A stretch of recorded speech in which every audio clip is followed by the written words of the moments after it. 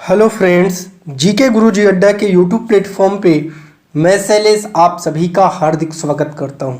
आप लोग अगर चैनल पर नए हैं तो सबसे पहला काम है चैनल को सब्सक्राइब कर लीजिए, वीडियो को लाइक करिए और अपने हर एक दोस्त भाई बहन तक ज़रूर पहुंचाइए। ये जो नोट्स है, अगर आप इस नोट्स को बहुत अच्छे तरीके से एक बार पढ़ लेंगे तो सैंधव सभ्यता से बनने वाले जितने भी प्रश्न हैं वो सभी प्रश्न आपके इस एक वीडियो से कवर हो जाएंगे। अगर फिर भी आपको कोई समस्या होगी तो आप लोग कमेंट बॉक्स में कमेंट करिएगा। प्यारे दोस्तों, आइए हम लोग जिस टॉपिक से अपने टॉपिक की शुरुआत करेंगे उस टॉपिक का नाम है सिंधु घाटी की सभ्यता। जी हाँ, क्या है टॉपिक? तो सिंधु घाटी की सभ्यता, इसके बारे में हमें जानना है। देखिए, किसी सभ्यता के बारे में अगर हम जानना चाहते हैं तो सबसे पहले हम ये जानते हैं कि आखिर इस सभ्यता का ये नाम क्यों पड़ा, अर्थात इसे सिंधु घाटी की सभ्यता ही क्यों कहा जाता है और कोई अन्य नाम इसका क्यों नहीं रखा गया।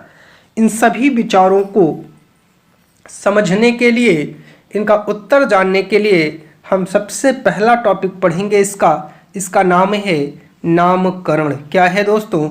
नामकरण। जी हाँ, इस टॉपिक की हम लोग सबसे पहले ये विशेषता जानेंगे कि इसका नाम आखिर सिंधु घाटी सभ्यता ही क्यों पड़ा। चलिए आते हैं। पहला पॉइंट है, सिंधु घाटी सभ्यता का क्षेत्र अत्यंत व्यापक था। अत्यंत व्यापक का मतलब बहुत बड़े क्षेत्र पर ये विस्तृत सभ्यता थी, याद रखिएगा, ठीक है। चलिए, आरंभ में हड़प्पा और मोहनजोदड़ो की खुदाई से इस सभ्यता के प्रमाण मिले हैं, अतः विद्वानों ने इसे सिंधु घाटी सभ्यता नाम दिया, क्योंकि ये क्षेत्र सिंधु और उसकी सहायक नदियों के क्षेत्र में आते थे। जैसे मान लीजिए ये सिंधु नदी है, ये इसकी सहायक नदियां हैं। इन्हीं नदियों के आसपास ये छोटे छोटे नगर विकसित हुए थे, इसीलिए इन्हें सिंधु सभ्यता कहा गया। ठीक है, इतना आपको जरूर समझ में आया होगा, ठीक है। जैसे बाद में रोपड़, लोथल, कालीबंगा, बनावली, रंगपुर आदि क्षेत्रों में भी इस सभ्यता के अवशेष मिले, जो सिंधु और उसकी सहायक नदियों के क्षेत्र से बाहर थे। अतः इतिहासकार इस सभ्यता का प्रमुख केंद्र हड़प्पा होने के कारण इस सभ्यता को हड़प्पा की सभ्यता नाम देना उचित मानते थे। ठीक है, एक आपका डाउट क्लियर हुआ होगा।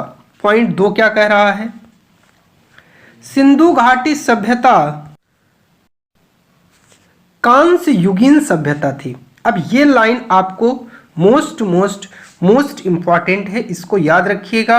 ये कई बार एग्जामों में आया हुआ है कि कैसी सभ्यता थी। तो कांस्य युगीन सभ्यता थी, जिसका उद्भव ताम्रपाषाण काल में भारत के पश्चिमी क्षेत्र में हुआ था और इसका विस्तार भारत के अलावा पाकिस्तान तथा अफगानिस्तान के कुछ क्षेत्रों में भी देखने को मिलता है। ये भी पूछा जा सकता है, सैंधव सभ्यता का भौगोलिक विस्तार उत्तर में मांडा, जम्मू कश्मीर। जैसे मान लो ये सैंधव सभ्यता है तो ये उत्तर दिशा है, उत्तर में जम्मू कश्मीर मांडा, दक्षिण में नर्मदा नदी के मुहाने दैमाबाद महाराष्ट्र जो दक्षिण में है, पश्चिम में सुतका गैंडोर बलूचिस्तान और पूर्व में आलमगीरपुर मेरठ उत्तर प्रदेश तक इसका विस्तार था। ये वाली लाइन आपको बहुत अच्छे से याद रखना है। पूछा जाता है कि इसका विस्तार कहाँ से कहाँ तक था, याद रखिएगा, ठीक है। चलिए आगे बात करते हैं अगले पॉइंट की। यह उत्तर से दक्षिण लगभग 1100 किलोमीटर, अर्थात जो ये वाली इसकी डिस्टेंस है ये कितनी है? ये 1100 किलोमीटर है। और पूर्व से पश्चिम ये वाली डिस्टेंस इसकी 1600 किलोमीटर तक थी। अभी तक उत्खनन तथा अनुसंधान द्वारा करीब 2800 स्थल इसके ज्ञात किए गए। स्टार लगा लीजिएगा, स्टार बहुत इंपॉर्टेंट है। ठीक है, चलिए आगे बात करते हैं। सिंधु घाटी, ये घाटी है, टाइपिंग में थोड़ा सा प्रॉब्लम हुई है, अपने त्रिभुजाकार स्वरूप में थी। ये इस प्रकार से थी, जिसका क्षेत्रफल लगभग 13 लाख वर्ग किलोमीटर है। याद रखिएगा, सर्वप्रथम चार्ल्स मैसन ने 1826 में सिंधु सभ्यता का पता लगाया, जिसका सर्वप्रथम वर्णन उनके द्वारा 1842 में प्रकाशित पुस्तक में मिलता है। याद रखिएगा। उसके बाद वर्ष 1921 में भारतीय पुरातत्व सर्वेक्षण विभाग के तत्कालीन अध्यक्ष सर जॉन मार्शल के नेतृत्व में पुरातत्वविद दयाराम साहनी ने उत्खनन करके इसके प्रमुख नगर हड़प्पा का पता लगाया। ये तो बहुत इंपॉर्टेंट है, कई बार कई एग्जामों में आया है, याद रख लीजिएगा इस टॉपिक को। सर्वप्रथम हड़प्पा स्थल की खोज होने के कारण इसका नाम हड़प्पा सभ्यता रखा गया। तो समझ में आया, इस सिंधु घाटी सभ्यता का एक नाम है हड़प्पा सभ्यता। क्यों है? क्योंकि सबसे पहला जो है हड़प्पा स्थल खोजा गया, इसीलिए। ठीक है, चलिए आगे बात करते हैं। सर जॉन मार्शल के दिशा निर्देश में ही राखला दास बनर्जी द्वारा सिंधु घाटी, ये घाटी है, सही कर लीजिएगा, सिंधु घाटी सभ्यता के स्थल मोहनजोदड़ो की खोज 1922 में हुई। जो मोहनजोदड़ो, इसकी जो खोज है वो 1922 में हो रही है, याद रखिएगा। रेडियो कार्बन 1480 जैसी नवीन विश्लेषण पद्धति के द्वारा हड़प्पा सभ्यता का काल निर्धारण 2500 ईसा पूर्व से 1750 ईसा पूर्व माना गया है। ठीक है, चलिए आगे बात करते हैं। यह सभ्यता 400 से 500 वर्षों तक विद्यमान रही तथा 2200 ईसा पूर्व से 2000 ईसा पूर्व के मध्य तक यह अपनी परिपक्व अवस्था में थी। याद रख लीजिएगा। ठीक है, चलिए आगे बात करते हैं। नवीन शोध के अनुसार ये सभ्यता होगा, यह सभ्यता लगभग 8000 साल पुरानी है। कितनी? 8000 साल पुरानी है, याद रखिएगा। सिंधु घाटी सभ्यता के निर्माताओं के निर्धारण का महत्वपूर्ण स्रोत उत्खनन से प्राप्त मानव कंकाल हैं, याद रखिएगा। ठीक है, चलिए सबसे अधिक कंकाल मोहनजोदड़ो से प्राप्त हुए हैं। सर हम भूल जाते हैं कि सबसे ज़्यादा अगर पूछ लिया जाए कंकाल कहाँ है तो टेंशन नहीं लेना। मुझे ये बताइए, सबसे ज़्यादा कंकाल किसी मानव के ही तो मिले होंगे। बिल्कुल जी हाँ, तो मानव का नाम रख दो मोहन। मोहन बस याद हो जाएगा हमेशा के लिए। सर्वाधिक कंकाल मोहनजोदड़ो से मिला है। सिंधु सभ्यता में 4 प्रजातियां निवास करती थी। भूमध्य सागरीय, ये सागरीय है, प्रोटो ऑस्ट्रेलाइड, अल्पाइन तथा मंगोलाइड। याद रखिएगा। ठीक है, जिनमें सबसे ज़्यादा भूमध्य सागरीय प्रजाति के लोग देखने को मिलते हैं। ठीक है, चलिए आगे बात करते हैं।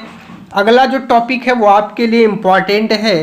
पूछा जाता है कि सिंधु घाटी सभ्यता का जो नगर नियोजन है वो कैसा था। आइए जानते हैं। सिंधु घाटी सभ्यता एक नगरीय सभ्यता थी, जिसका ज्ञान इसके पुरातात्विक अवशेषों तथा अनुसंधानों से होता है। इसकी सबसे बड़ी विशेषता यह थी कि यह पर्यावरण के अनुकूल इसका अद्भुत नगर नियोजन तथा जल निकास प्रणाली का होना। याद रखिएगा। आगे बात करते हैं। सड़कें एक दूसरे को समकोण पर काटती थी। एक सड़क ऐसी है तो दूसरी ऐसी है, समकोण। देखिए यहाँ 90 डिग्री, यहाँ 90 डिग्री, यहाँ 90 डिग्री, यहाँ 90 डिग्री, एक दूसरे को समकोण पर काटती थी। लगभग सभी नगर 2 भागों में विभक्त थे। प्रथम भाग में ऊंचे दुर्ग निर्मित थे, इसमें शासक वर्ग का निवास स्थान रहता था। याद रखिएगा। और दूसरे भाग में नगर या आवास क्षेत्र के साक्ष्य मिले हैं, जो अपेक्षाकृत बड़े थे। आमतौर पर यहाँ सामान्य नागरिक, व्यापारी, शिल्पकार, कारीगर, श्रमिक आदि रहते थे। याद रखिएगा। सड़कों के किनारे की नालियाँ ऊपर से ढकी होती थी, घरों का गंदा पानी इन्हीं नालियों से होता हुआ नगर के मुख्य नाले में गिरता था। सोचिए कितनी बेहतरीन जो है व्यवस्था थी वहाँ कि जो है नालियों को ढक करके रखा जाता था। ठीक है, चलिए आजकल तो हमारे यहाँ नालियाँ भी खुली रहती हैं, याद रखिएगा। आगे बात करते हैं हड़प्पा, मोहनजोदड़ो तथा कालीबंगा की नगर योजना लगभग एक समान थी। कालीबंगा व रंगपुर को छोड़कर सभी में पकी हुई ईंटों का प्रयोग हुआ है। तो कालीबंगा और रंगपुर में कच्ची ईंटों का प्रयोग हुआ है, याद रखिएगा। यहाँ कैसी ईंटों का प्रयोग हुआ है? कच्ची ईंट का प्रयोग हुआ है, पूछा जाता है। आगे बात करते हैं आमतौर पर प्रत्येक घर में एक आंगन, एक रसोई घर, एक स्नानागार होता था। अधिकांश घरों में कुओं के भी अवशेष मिले हैं, याद रखिएगा। ठीक है, चलिए आगे बात करते हैं बड़े बड़े भवन हड़प्पा एवं मोहनजोदड़ो की विशेषता बतलाते हैं। हड़प्पा कालीन नगरों के चारों ओर प्राचीर बनाकर किलेबंदी की गई थी। मान लीजिए कोई नगर है, इसके चारों ओर एक ऐसे रक्षा प्राचीर बनी थी जिससे इसकी चारों ओर से रक्षा की जा सके, जिसका उद्देश्य नगर को चोर, लुटेरों, पशुदस्युओं मतलब जो हानिकारक पशु हैं उनसे लोगों को बचाना था। मोहनजोदड़ो का विशाल स्नानागार सैंधव सभ्यता का अद्भुत निर्माण है, जबकि अन्नागार सिंधु सभ्यता की सबसे बड़ी इमारत। इन दोनों पर स्टार लगा लीजिएगा। कई बार पूछा जाता है कि जो स्नानागार है वो क्या है? अद्भुत निर्माण है, जबकि अन्नागार क्या है? सबसे बड़ी इमारत है, याद रखिएगा। ठीक है, चलिए आगे बात करते हैं घरों के दरवाजे एवं खिड़कियां मुख्य सड़क पर ना खुलकर गलियों में खुलती थी, लेकिन लोथल इसका अपवाद है। तो अपवाद है ज़्यादा पूछा जाता है कि जो खिड़कियां और दरवाजे हैं वो मुख्य सड़क पर जो है खुलते थे, गलियों में नहीं। तो लोथल याद रखिएगा। इसके दरवाजे एवं खिड़कियां मुख्य सड़कों की ओर खुलती थी। यद्यपि मकान बनाने में कई प्रकार की ईंटों का प्रयोग होता था, जिसमें 4:2:1 लंबाई, चौड़ाई, मोटाई का अनुपात, इस प्रकार की जो ईंटें हैं वो ज़्यादा प्रचलन में थी। तो आपसे ये पूछता है उनकी लंबाई, मोटाई और चौड़ाई, इनका अनुपात पूछता है। तो लंबाई याद रखिएगा 4 थी, चौड़ाई 2 थी और मोटाई 1 थी। तो याद रखिएगा सबसे कम मोटाई थी, उसके बाद क्या थी? चौड़ाई थी, सबसे ज़्यादा लंबाई थी।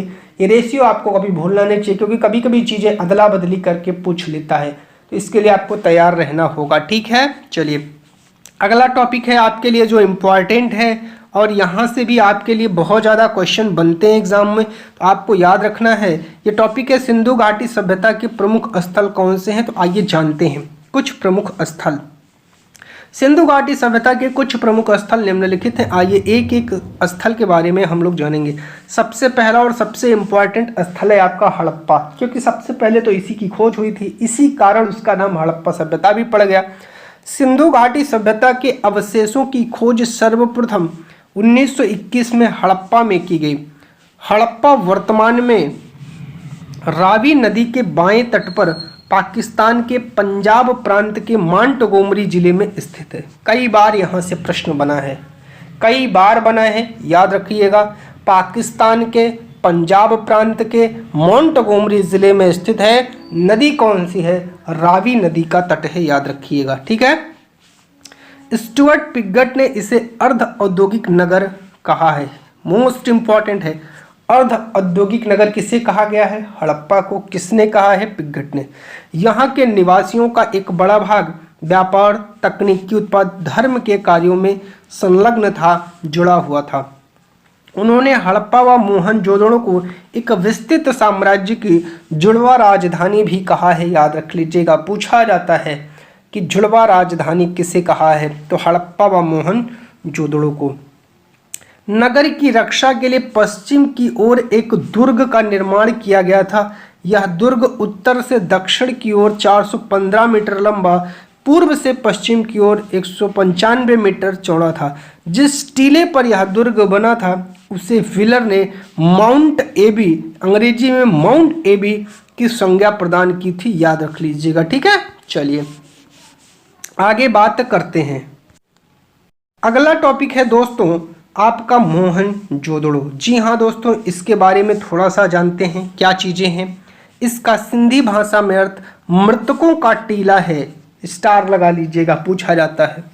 यह सिंध पाकिस्तान के लरकाना जिले में सिंधु नदी के तट पर है।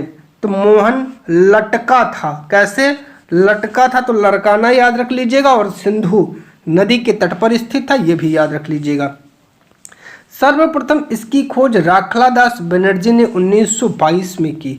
मोहनजोदड़ो की शासन व्यवस्था राजतंत्रात्मक ना होकर जनतंत्रात्मक थी, डेमोक्रेटिक जो है यहाँ शासन व्यवस्था देखने को मिलती थी। स्टार लगा लीजिएगा, पूछा जाता है। ठीक है, चलिए। बृहत स्नानागार मोहनजोदड़ो का सर्वाधिक महत्वपूर्ण सार्वजनिक स्थल है। इसके केंद्रीय खुले प्रांगण के बीच जलकुंड या जलाशय बना है। तांबे तथा टिन को मिलाकर हड़प्पावासी कांसे का निर्माण करते थे।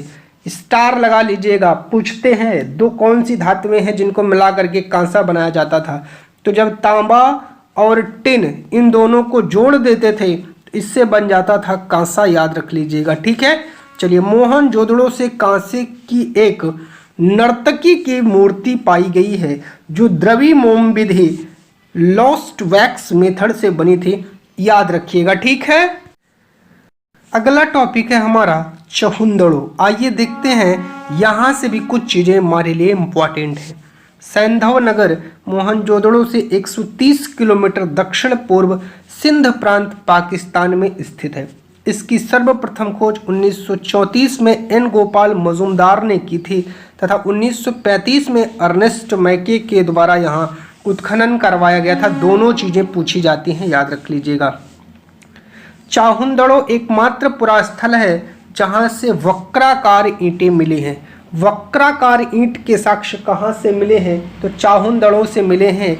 अब सर हम कंफ्यूज हो जाएंगे कि कैसे याद रखें, तो भैया वक्राकार ईंट कुछ ऐसी होगी, ऐसी ही होगी, जी हाँ। और सी से ही क्या होता है, चाहुंदड़ो होता है। तो याद रख लीजिएगा, चाहुंदड़ो में किसी दुर्ग का अस्तित्व नहीं मिला है।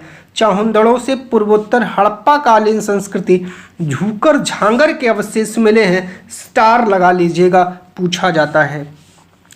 आगे बात करते, ऐसा प्रतीत होता है कि यह एक औद्योगिक केंद्र था जहां मणिकारी, मोहर बनाने, भार माप के बटखरे बनाने का काम होता था। ठीक है, अर्नेस्ट मैके ने यहाँ से मनका बनाने का कारखाना तथा भट्टी की खोज किया है, याद रख लीजिएगा। अगला आपका है लोथल, गुजरात के अहमदाबाद जिले के सरगवाला ग्राम के समीप दक्षिण में भोगवा नदी के तट पर स्थित है। इसकी खोज डॉक्टर SR राव ने 1955 ईस्वी में किया था, याद रख लीजिएगा। यह स्थल एक प्रमुख बंदरगाह था जो पश्चिमी एशिया से व्यापार का प्रमुख स्रोत था। स्टार लगा लीजिएगा, पूछा जाएगा, इंपॉर्टेंट है। ठीक है, चलिए। लोथल में नगर को दो भागों में न बांटकर एक ही रक्षा प्राचीर से पूरे नगर को दुर्गीकृत किया गया था। मान लीजिए ये नगर है तो एक ही रक्षा प्राचीर से पूरे नगर को दुर्गीकृत किया गया था, याद रख लीजिएगा। ठीक है, अगला है हमारा राखी गढ़ी। ठीक है, चलिए। हरियाणा के हिसार जिले में स्थित प्रमुख पुरातात्विक स्थल है। यहाँ से अन्नागार एवं रक्षा प्राचीर के साक्ष्य मिले हैं। आपके लिए इम्पॉर्टेंट सबसे ज़्यादा ये हो जाता है, मई 2012 में ग्लोबल हेरिटेज फंड ने इसे एशिया के 10 ऐसे विरासत स्थलों की सूची में शामिल किया है जिसके नष्ट हो जाने का खतरा है। तो ये जरूर इम्पॉर्टेंट है, इसलिए इसको याद रख लीजिएगा। ठीक है, चलिए। सर हम भूल जाएंगे तो याद रख लीजिएगा, राखी नष्ट नहीं होती, या ठीक है, राखी नष्ट नहीं होती, ऐसे कोई ट्रिक बना लीजिएगा तो आपके दिमाग में सेव रहेगा। ठीक है, चलिए। अगला टॉपिक है आपका कालीबंगा। ठीक है, इंपॉर्टेंट टॉपिक है, आइए जानते हैं। यह राजस्थान के गंगानगर जिले में घग्गर नदी के बाएं तट पर है। कालीबंगा का शाब्दिक अर्थ है काले रंग की चूड़ियां। तो पहले तो इस पर स्टार लगा लीजिएगा, इसका अर्थ ही पूछता है क्या है। ठीक है, चलिए। इसकी खोज 1951 में अमलानंद घोष द्वारा की गई। 1961 ईस्वी में बीबी लाल और V.K. थापर के निर्देशन में इसकी व्यापक खुदाई हुई थी, याद रख लीजिएगा। यहाँ से जुते हुए खेत का साक्ष्य मिलता है, इम्पॉर्टेंट है, मोस्ट इम्पॉर्टेंट। भवनों के निर्माण कच्ची ईंट द्वारा, यहाँ से अलंकृत ईंटों का साक्ष्य मिला है। तो अलंकृत ईंट का साक्ष्य ये भी इम्पॉर्टेंट है, पूछा जाता है। कालीबंगा में शवों की अंत्येष्टि सरकार हेतु 3 विधियां थी। पूर्ण समाधिकरण, जैसे मान लीजिए ये कोई शव है पूरा ढक दिया गया। आंशिक समाधिकरण, इसका थोड़ा सा समाधि बनाया गया। और दाह संस्कार, इसको जलाने का भी प्रमाण यहाँ मिलता है, याद रख लीजिएगा। ठीक है, चलिए अगला आपका टॉपिक है दोस्तों बनावली। इंपॉर्टेंट है। हरियाणा के फतेहाबाद जिले में स्थित इस पुरास्थल की खोज 1973 में R.S. विस्ट ने की थी, याद रख लीजिएगा। इस स्थल से कालीबंगा की तरह हड़प्पा पूर्व और हड़प्पा कालीन दोनों संस्कृतियों के अवशेष मिले हैं। जल निकास प्रणाली का अभाव था। मिट्टी का बना हल, मोस्ट इंपॉर्टेंट है, स्टार लगा लीजिएगा, पूछा जाता है। बनावली से सर्वाधिक मात्रा में जौ मिला है। क्या मिला है? जौ मिला है। तो सर हम भूल जाएंगे सर्वाधिक जौ, भैया जौ कहाँ होगा? वन में होगा, याद रहेगा हमेशा। जौ कहाँ होता है? वन में होता है, बनावली।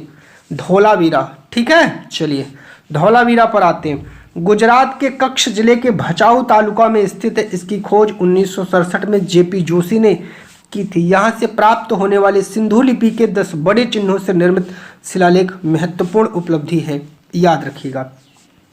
धौलावीरा के निवासी जल संरक्षण की तकनीकी से परिचित थे। नगर 3 भागों में विभाजित था, दुर्ग भाग, मध्यम भाग और निचला नगर। तो आपसे पूछा जाता है कि नगर 3 भागों में विभाजित कहाँ थे? तो धौलावीरा में, याद रख लीजिएगा। ठीक है, धौलावीरा से हड़प्पा सभ्यता का एकमात्र स्टेडियम खेल का मैदान मिला है। स्टार लगा लीजिएगा इस पर, कई बार पूछा जाता है खेल का मैदान कहाँ से मिला है? धौलावीरा से। सर भूल जाएंगे, धौला मतलब दौड़ा, दौड़ा मतलब दौड़ा, मतलब कहाँ दौड़ा? मैदान में दौड़ा, याद हो जाएगा ना, खेल का मैदान। ठीक है, चलिए अगला टॉपिक है भैया सैंधव स्थलों से प्राप्त अवशेष एवं वस्तु में स्टार लगा लीजिएगा, इंपॉर्टेंट है। ठीक है, सारी चीजें आपको यहीं पर हमने समेट दिया है कि हड़प्पा से क्या क्या मिला है, आपको कहीं जाना नहीं है, सारी चीजें यहीं मिलेंगी। ठीक है, चलिए कब्रिस्तान R37, समाधान पेटिका, शंख का बना बैल, पीतल की कगाड़ी, स्त्री के गर्भ से निकला हुआ पौधा, उर्वरता की देवी, गेहूं जौ के दाने। भैया जौ कर लीजिएगा, टाइपिंग में थोड़ी सी जो है कहीं कहीं गलती हो गई है। अन्नागार, स्वास्तिक एवं चक्र के साक्ष्य और तांबे का पैमाना मिला है, याद रख लीजिएगा। ठीक है, चलिए मोहनजोदड़ो से क्या मिला है, आइए देख लेते हैं। बृहत स्नानागार, मातृ देवी की मूर्ति, कांस्य के नर्तक की जो है राजमुद्रांक, मुद्रा पर अंकित पशुपतिनाथ की मूर्ति, सूती कपड़ा, हाथी का कपालखंड, घोड़े के दांत, गीली मिट्टी के दिए के साक्ष्य, गले हुए तांबे के ढेर, सीपी की बनी हुई पटरे, कुंभकारों के 6 भट्ठों के अवशेष तथा मिट्टी का तराजू, सबसे बड़ी ईंट का साक्ष्य, याद रख लीजिएगा। ठीक है, इंपॉर्टेंट है। ठीक, चलिए आगे चलते हैं। अगला है चौहंदोड़ो, देखते हैं क्या क्या चीजें, तो देखते हैं क्या है। ठीक है, चलिए अलंकृत हाथी, वक्राकार ईंट, कंघा लिपस्टिक, 4 पहियों वाली गाड़ी, अलंकृत हाथी, मनके इत्यादि के साक्ष्य चौहंदोड़ो से मिले हैं। कालीबंगा से क्या मिला है? आयताकार 7 अग्निवेदिकाएं, जुते हुए खेत के साक्ष्य, कांच व मिट्टी की चूड़ियां, सिलबट्टा, सूती कपड़े की छाप, माणिक एवं मिट्टी के मनके, बेलनाकार मोहरे, मिट्टी के खिलौने तथा प्रतीकात्मक समाधियां मिली हैं। लोथल की बात करते हैं, स्टार लगा लीजिएगा। लोथल क्या है आइए जानते हैं। लोथल क्या है? बंदरगाह था, धान और बाजरे का साक्ष्य, फारस की मुहर, 3 युगल समाधियां, धान की भूसी, मन का उपयोग के साक्ष्य, तांबे का कुत्ता, छोटा दिशा मापक यंत्र मिला है। सुरकोटदा से याद रख लीजिएगा, घोड़े की अस्थियां, एक विशेष प्रकार का कब्रगाह, ये वाला तो कई बार एग्जामों में आया हुआ है। बनावली पे चलते हैं, देखते हैं यहाँ क्या चीजें इंपॉर्टेंट हैं।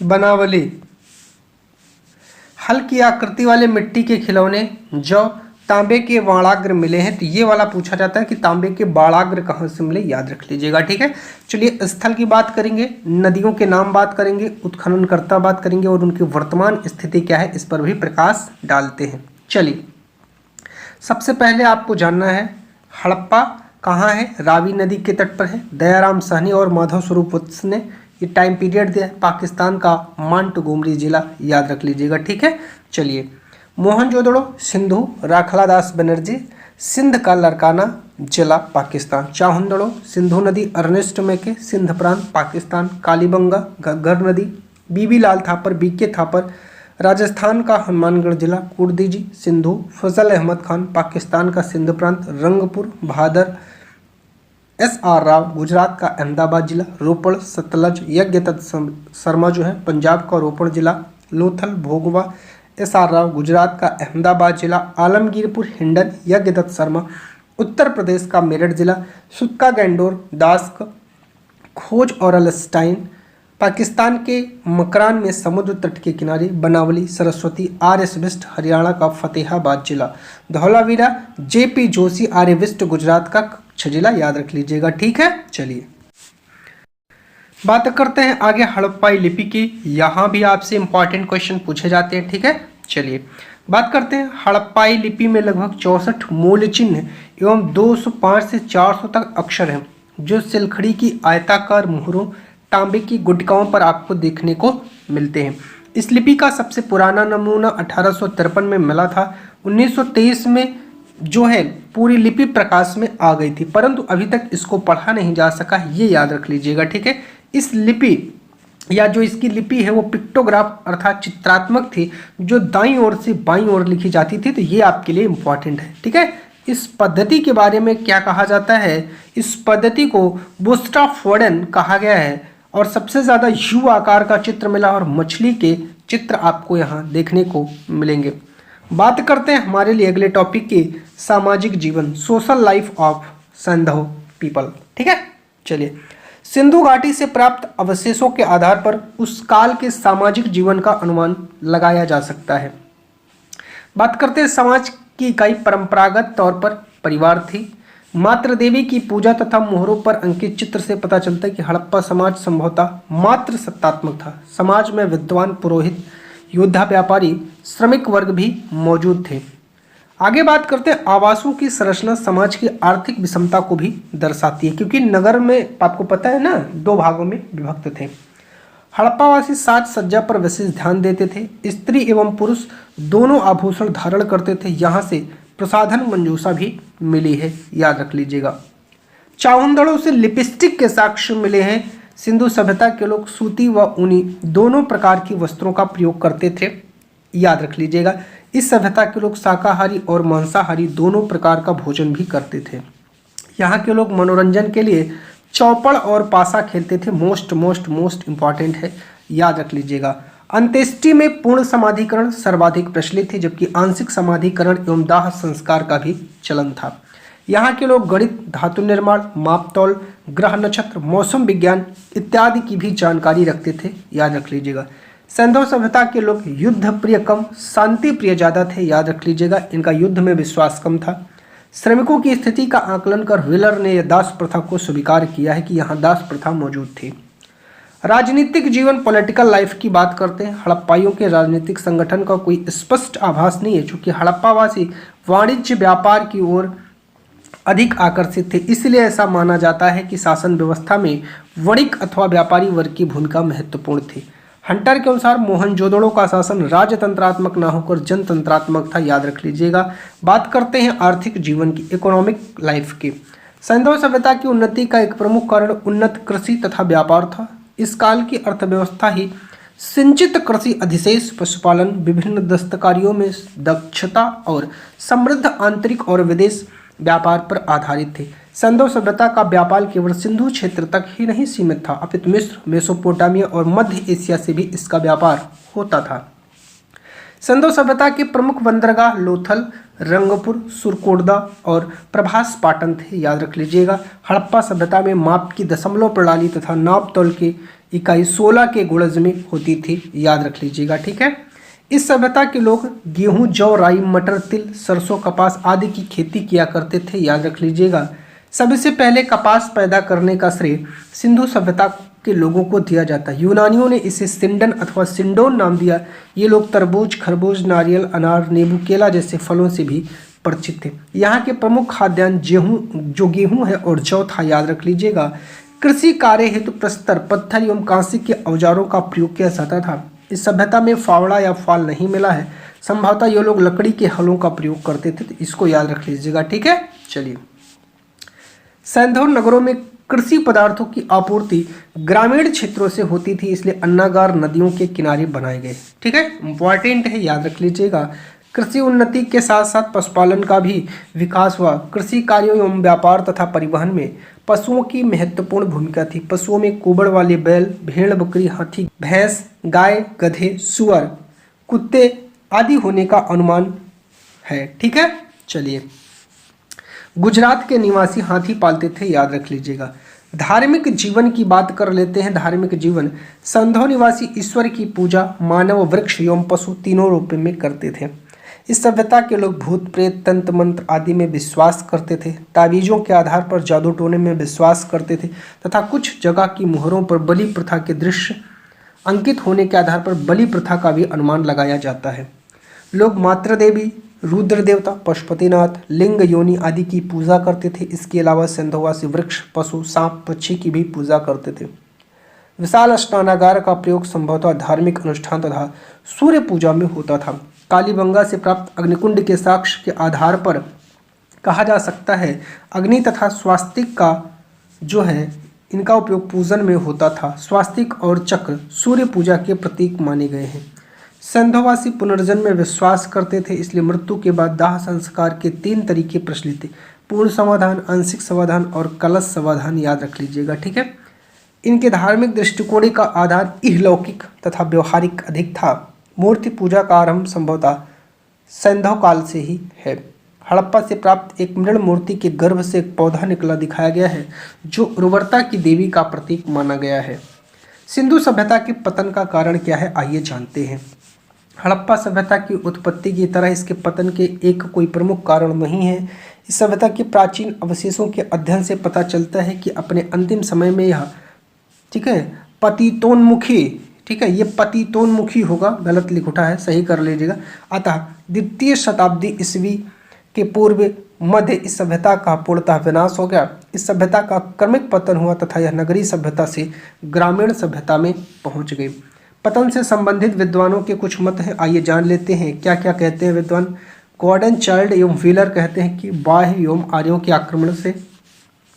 ठीक है, जॉन मार्शल, अर्नेस्ट मैके, एस.आर. राव कहते हैं बाढ़।